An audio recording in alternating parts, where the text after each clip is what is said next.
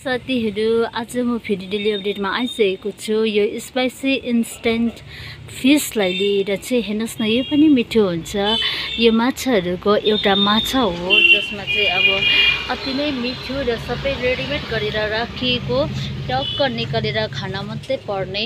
अनि यस्तो मजाले हामीले राखिदिएका छौँ। अब फिसमा त हामीले थुप्रै प्रकारको आइटमहरू छ नि। यहाँनिर हेर्नुहोस् न, यहाँनिर यसमा पनि हामीले फिसकै देख्छौँ। अनि यो चाहिँ फिस सबैले रुचाउने मन पराउने भएकोले गर्दाखेरि चाहिँ हामीले ल्याएका छौँ। यो पनि टिम्बरको छोपसँग मिक्स भएको यो पनि एउटा माछा नै हो र सानसानो प्रकारले बनाइएको, यसलाई पनि मजाले बनाएको छ।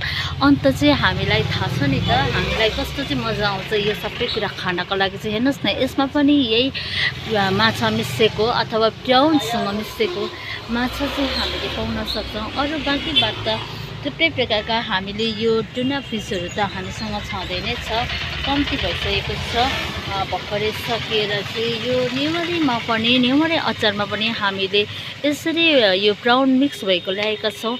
मजा आउँछ यो खानको लागि चाहिँ। अब जसले खाएको छ उसलाई नै थाहा होला यसको टेस्टहरू चाहिँ धेरै मिठो नै हुने गर्छ र स्पाइसीमा छ। यसैले गर्दा मैले आज हजुरहरूलाई देखाइदिएँ कि यो माछा अति नै राम्रो छ भनेर चाहिँ हामीले प्याकेट लिएर हाम्रो भाइ बहिनीहरूले चाहिँ लाने गर्नुहुन्छ। र बाई भन्न चाहन्छु।